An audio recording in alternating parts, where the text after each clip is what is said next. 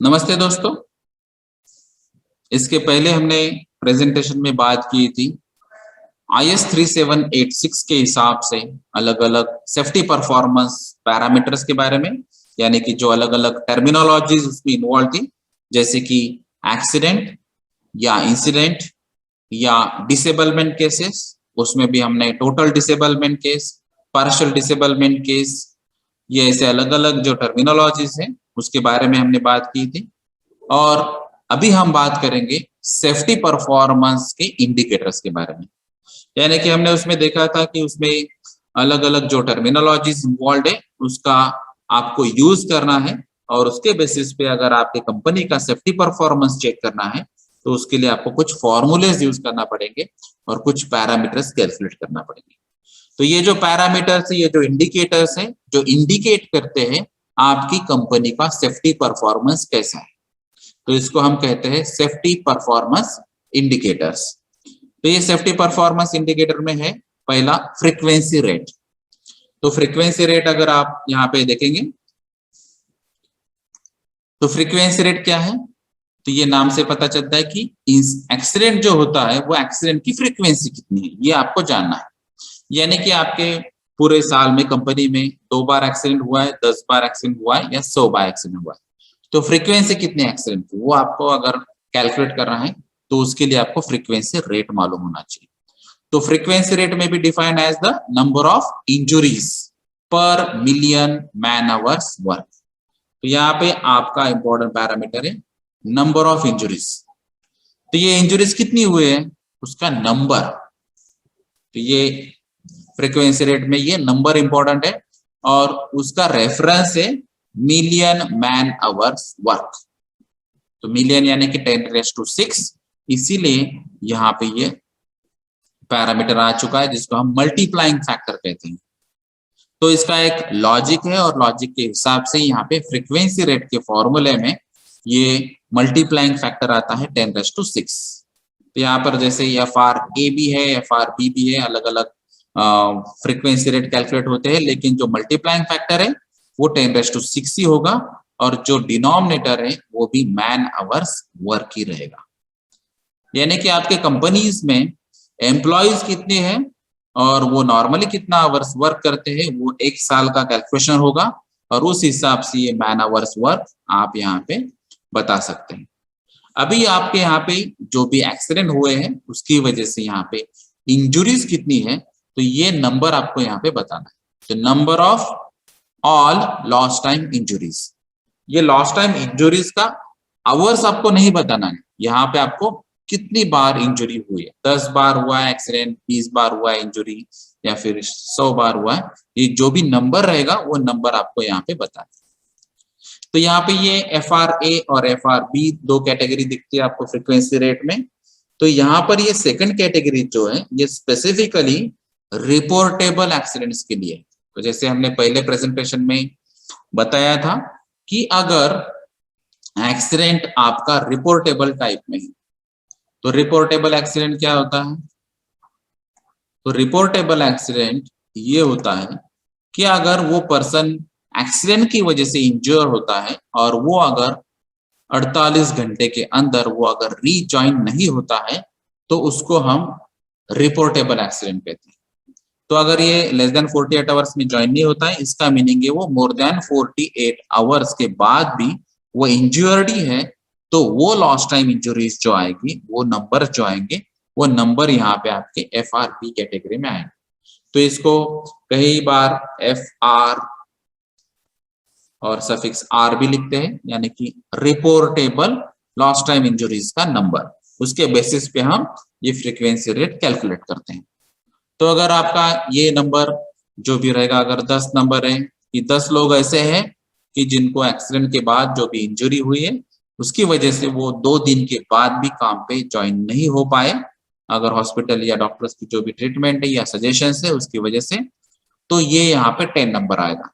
और अगर यहाँ पे आपके मैन आवर्स वर्क है तो मैन आवर्स वर्क अगर यहाँ पे 1000 होते हैं तो ये 1000 मैन आवर्स वर्क आप यहाँ पे लिख सकते हैं और फिर ये कैलकुलेशंस कर सकते हैं कि 10 × 10⁶ डिवाइडेड बाय 1000, तो ये आपका आएगा frequency rate of reportable type. Injuries. और यहाँ पे जो है तो ये ऑल है, ऑल का मीनिंग है यहाँ पे रिपोर्टेबल भी आएंगे और non reportable lost time injuries भी आएंगे। अगर आपने यहाँ पे बताया कि लॉस्ट टाइम इंजुरीज है रिपोर्टेबल की वजह से 10, और यहाँ पे अगर आपने बताया कि बाकी जो इंजुरीज है जो नॉन रिपोर्टेबल कैटेगरीज है तो वो आएगी 90। तो ये 10 + 90 आपको 100 नंबर यहाँ पे कंसिडर करना है। तो अगर आप reportable plus non reportable basis पे फ्रीक्वेंसी रेट कैलकुलेट करते हैं तो ये फ्रीक्वेंसी रेट ए के हिसाब से अलग रहेगा।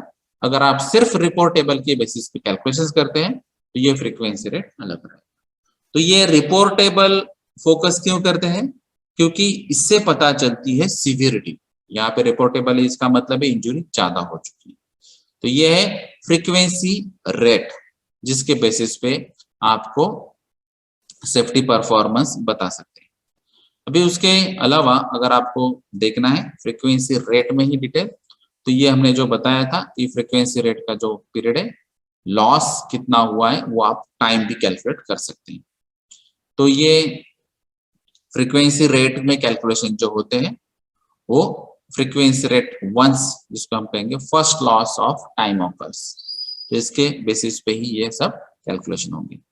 अभी दूसरा पैरामीटर है वेटेड फ्रीक्वेंसी रेट। तो वेटेड फ्रीक्वेंसी रेट अगर आप यहाँ पे देखेंगे तो इसका डायरेक्ट फॉर्मूला है number of fatal injury, fatal यानी कि डेथ। अगर एक्सीडेंट की वजह से डेथ हो जाती है तो यहाँ पे फैटल एक्सीडेंट या फैटल इंजुरी कही जाती है। तो ऐसे कितनी डेथ हो चुकी है तो ये नंबर ऑफ फैटल इंजुरीज यहाँ पे आपको देना है इनटू 10। ये 10 मल्टीप्लाइंग फैक्टर क्यों है?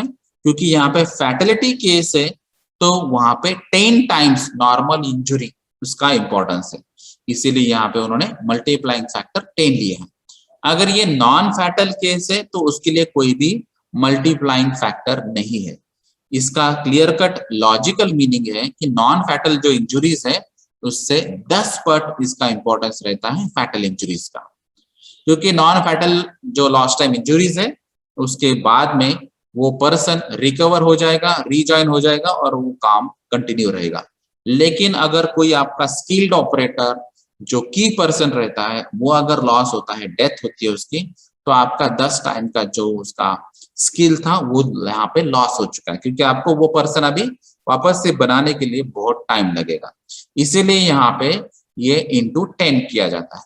और ये जो हमने मिलियन मैन आवर्स के वर्ष के हिसाब से ये जो मल्टीप्लाइंग फैक्टर बताया है वो है 10⁻⁶ और divided by man hours work. तो ये अगर आप यहाँ पे देखेंगे 10⁻⁶ मल्टीप्लीकेशन और मैन आवर्स वर्क जो है ये फ्रीक्वेंसी रेट के हिसाब से ही है। लेकिन जैसे ये वेटेड फ्रीक्वेंसी रेट हम कहते हैं तो यहाँ पे आपको फैटल या नॉन फैटल के केसेस के हिसाब से आपको वर्कआउट करना है और इसीलिए इसको हम बोलेंगे वेटेड। तो इसको आपको फैटल की वजह से वेटेज पता चलता है। तो यहाँ पे ये जो इंजुरी हुई है वो अगर फैटल केस है तो उसके बेसिस पे आपको पता चलता है कि इसका कितना वेटेज है ये इंजुरी का। तो ये फ्रीक्वेंसी रेट जो हम कहेंगे वेटेड फ्रीक्वेंसी रेट, तो यहाँ पे फैटल और नॉन फैटल की कैलकुलेशन अलग है। तो वेटेड फ्रीक्वेंसी रेट में आपको फैटल इंजुरी जो है वो 10 से मल्टीप्लाई करनी है और जो नॉन फैटल है वो नॉर्मली मल्टीप्लीकेशन नहीं है, इसका मतलब है इनटू 1 ओनली। तो it is only for the safety contest purposes. तो जो भी कॉम्पिटिशन्स आते हैं वहां पे वेटेड फ्रीक्वेंसी रेट पूछते हैं तो वहां पे आपको ये बताना है कि फैटेलिटीज और नॉन फैटेलिटीज के बेसिस पे। अभी उसके अलावा जो सिंपल एग्जांपल है यहाँ पे, जैसे फ्रीक्वेंसी रेट का ट्रेंड नॉर्मली क्या होता है, तो ये फ्रीक्वेंसी रेट का ट्रेंड अगर आप यहाँ पे जो डेटा अवेलेबल है 98 से 2009 तक, तो यहाँ पे ये फ्रीक्वेंसी रेट जो है आपको दिखाई देता है कि ये कम हुआ है और यही टारगेट आपके कंपनीज में होना चाहिए कि ये नेगेटिव स्लोप आना चाहिए। तो आपके कंपनीज में जो फ्रीक्वेंसी रेट पहले था उससे कम होना चाहिए। अभी फ्रीक्वेंसी रेट कम है, इसका मतलब क्या है कि जो भी एक्सीडेंट्स होते हैं उसकी फ्रीक्वेंसी कम होनी चाहिए। यानी कि वो जो उसका नंबर है, अगर 10 एक्सीडेंट होते हैं आपके यहाँ पे तो शायद नेक्स्ट ईयर 8 ही होने चाहिए, 6 ही होने चाहिए, 5 ही होने चाहिए, 4 ही होने चाहिए, 3 ही होने चाहिए। और आपका जो मेन टारगेट है वो टारगेट 0 एक्सीडेंट ही होना चाहिए। तो ये जीरो एक्सीडेंट अगर टारगेट के हिसाब से अगर काम करते हैं आप, तो आपका ऑब्वियसली ये जो फ्रीक्वेंसी रेट है ये कम ही होगा, और ये कम ही होना चाहिए। भले ही आइडियली आप इसको जीरो एक्सीडेंट का टारगेट रखते हैं, अगर आपके यहाँ पे एक आधा एक्सीडेंट होता है तो वो ठीक है, लेकिन जीरो एक्सीडेंट के हिसाब से अगर आप काम करेंगे तो ये आपका फ्रीक्वेंसी रेट रिड्यूस होगा। ठीक है, तो ये था एग्जांपल या ट्रेंड फ्रीक्वेंसी रेट के हिसाब से। उसके अलावा लिमिटेशंस क्या है फ्रीक्वेंसी रेट? तो फ्रीक्वेंसी रेट के जो लिमिटेशन है वो सिर्फ आपको फ्रीक्वेंसी बताता है, यानी कि नंबर्स बताता है। पूरे साल में 10 इंजुरी हो चुकी है या 20 इंजुरी हो चुकी या 100 इंजुरी हो चुकी है वो बताता है, लेकिन उसकी सीवियरिटी नहीं बताता। तो ये सीवियरिटी बताने के लिए सीवियरिटी रेट अलग से आया है। क्योंकि जैसे अगर कोई कंपनी में हम कंपेयर करते हैं कि कंपनी ए और बी, तो कंपनी ए में अगर हम बताते हैं कि 2 इंजुरीज है और कंपनी बी में हम कहते हैं कि 10 इंजुरीज है, लेकिन अगर कंपनी ए में ये जो 2 इंजुरी हो चुकी है ये अगर फैटल इंजुरीज है तो उसकी वजह से प्रॉब्लम हो सकता है। तो इसका ये सीवियरिटी नहीं बताता, ये 2 नंबर है, ये नंबर से आपको पता नहीं चलता कि इसमें प्रॉब्लम क्या है। लेकिन अगर ये 10 इंजुरी है, ये सब नॉन फैटल केसेस है और ये सब माइनर इंजुरीज है, तो एक्चुअल में ये फ्रीक्वेंसी भी ज्यादा बताता है, फ्रीक्वेंसी रेट भी ज्यादा बताता है, फिर भी सीवियरिटी यहाँ पे ज्यादा है। तो ये यहाँ पे फ्रीक्वेंसी रेट का लिमिटेशन है कि ये सीवियरिटी नहीं बताता है। तो इसीलिए अगर आप सेफ्टी परफॉर्मेंस चेक करेंगे तो सेफ्टी परफॉर्मेंस में फ्रीक्वेंसी रेट के साथ सीवियरिटी रेट भी चेक होता है और उसके बाद में उसका परफॉर्मेंस डिसाइड किया जाता है। यहाँ पे सीवियरिटी रेट आपको मालूम होना चाहिए। तो सीवियरिटी रेट क्या होता है? तो सीवियरिटी रेट का फॉर्मूला है कि MDL यानी कि man days lost due to all lost time injuries into 10⁶ divided by man hours work. तो ये जो मल्टीप्लाइंग फैक्टर है ये फिर से 10⁶ और यहाँ पे मैन आवर्स वर्क डिवीजन में। तो यहाँ पे अभी ये चेंज हुआ है, man days lost due to all time lost time injuries.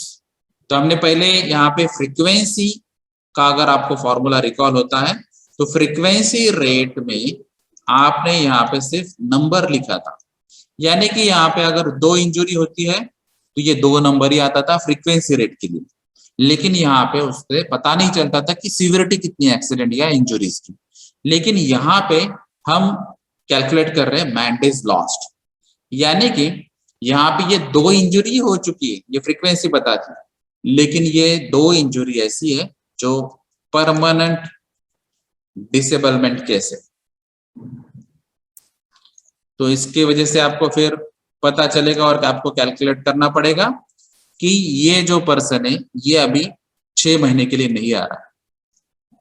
अगर हमने ये कंसिडर कर लिया एग्जांपल, तो यहाँ पे 6 महीने, इसका मतलब है अगर 30 कंसिडर करते हैं हम तो ये 30 डेज इंटू 6, तो 180 डेज लॉस्ट।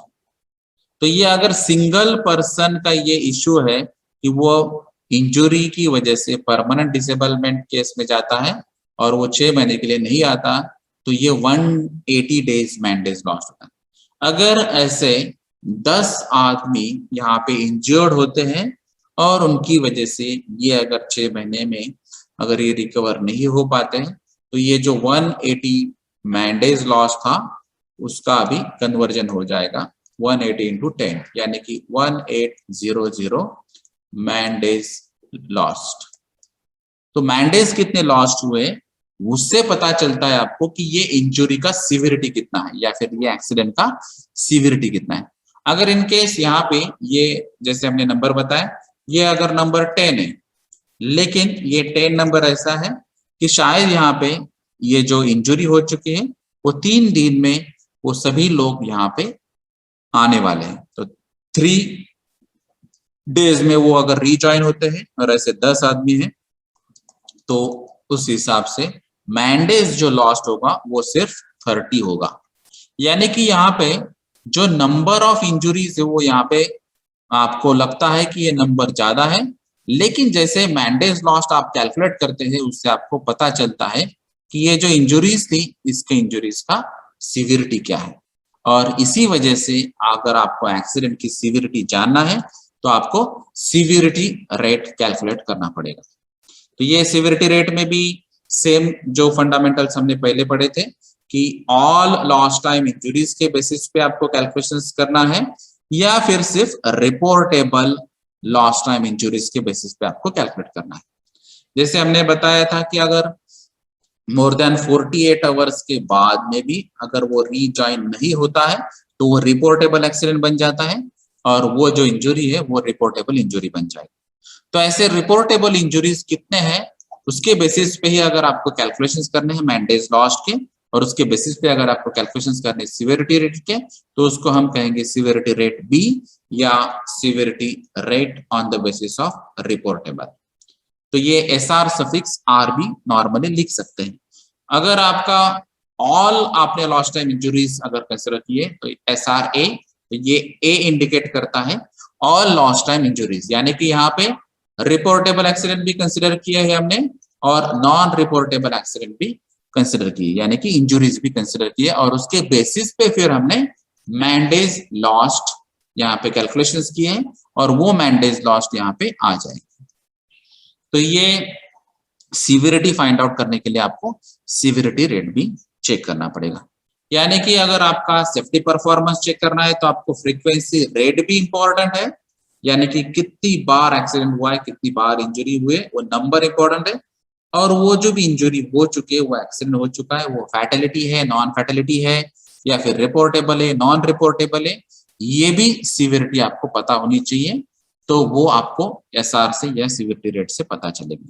तो ये दोनों भी पैरामीटर इंपॉर्टेंट है सेफ्टी परफॉर्मेंस को कैलकुलेट करने के लिए, फ्रीक्वेंसी रेट और सीवियरिटी रेट। तो हमने पहले अभी मैंडेज लॉस्ट के कैलकुलेशंस किए हैं। तो मैंडेज लॉस्ट आपका टेम्पररी टोटल डिसेबलमेंट केस में, परमानेंट टोटल डिसेबलमेंट केस में हो सकता है, लेकिन जैसे हमने बताया है कि इसका एक लिमिट है, क्योंकि अगर यहाँ पे मैंडेज लॉस्ट अगर आप देखते हैं तो नॉर्मली यहाँ पे ये उन्होंने कंसिडर किया है कि टोटल ईयर में, एक साल में 300 दिन हम काम करते हैं, और नॉर्मली अगर सर्विस हम यहाँ पे एवरेज लेते हैं तो 20 साल के लिए लेते हैं। तो 20 साल में 300 दिन के हिसाब से 6000 मैन डेज लॉस्ट, ये मैक्सिमम केस है। तो ये इसका लॉजिक है कि अगर इन केस कहीं पे फैटेलिटी भी होती है तो ये fatality equivalent to 6000 man days lost consider होती है। अगर इन केस नॉन फैटेलिटी होती है लेकिन परमानेंट टोटल डिसेबलमेंट केस है और वो अगर कुछ साल के लिए या परमानेंट कोमा में चला गया या फिर उसको पैरालिसिस आ चुका है और अभी वो रिकवर नहीं हो पाता है, जैसे अगर किसी एम्प्लॉय ने ज्वाइन किया है आपको कंपनी में नए से ही और 1 साल के अंदर ही उसका ये अगर केस होता है, कुछ एक्सीडेंट होता है जिसकी वजह से वो 20 साल से ज्यादा भी वो वापस से ज्वाइन नहीं हो सकता है, तो वहां पे ये जो मैंडेज के कैलकुलेशन हो गए, ये मैंडेज के कैलकुलेशन वो 6000 प्लस में चले जाएंगे। लेकिन यहाँ पे फिर इन्होंने लिमिट लगाई है कि अगर ये फैटेलिटी केस भी होती है, यानी कि डेथ भी अगर होता है, या फिर अगर ऐसी कोई केस होती है कि वो पर्सन कोमा में चला जाता है या परमानेंटली उसको पैरालिसिस हो जाता है, या फिर ऐसे कोई केस कि जिसकी वजह से वो इतने साल के बाद भी वो अभी रिकवर होने नहीं वाला है, तो उसको उन्होंने एक लिमिट बताई है, ये है लिमिट 6000 मैन डेज।